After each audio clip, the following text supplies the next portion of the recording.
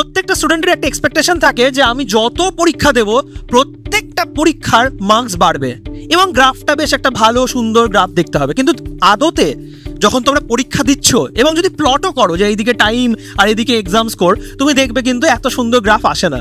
সেখানে হয়তো তুমি দেখবে যে কখনো হয়তো গ্রাফ বাড়ছে কমছে, এরকমও হচ্ছে।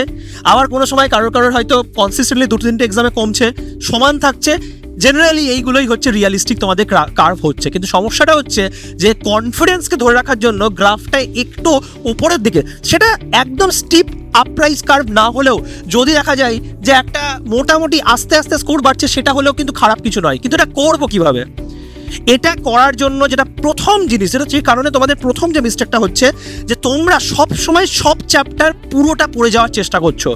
রিভিশন এইভাবে হয় না, রিভিশন হয় চেকলিস্ট। চেকলিস্ট কি জিনিস?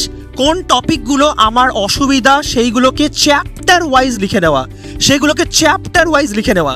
চ্যাপ্টার 1 লেটসে দেখা গেল যে এই 3টে টপিক প্রবলেমে আছে। কি করে বুঝলাম, কি করে ফাউন্ড করলাম?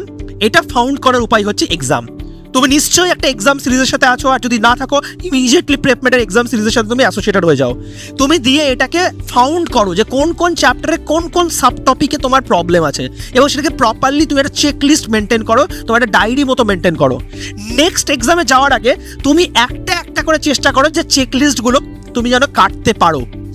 এবং সব থেকে বড় কথা হচ্ছে তোমার এরপরেও যদি দেখা যায় এই চ্যাপ্টারটাকে এরপরের এক্সামে নেওয়া হয়েছে, কিংবা আবার 2টো এক্সাম পরে আবার চ্যাপ্টারটাকে নেওয়া হয়েছে, তোমার টার্গেট কিন্তু হবে আস্তে আস্তে যেন প্রত্যেকটা চেকলিস্টের টপিক তোমার আস্তে আস্তে যেন গ্রিপে চলে আসে।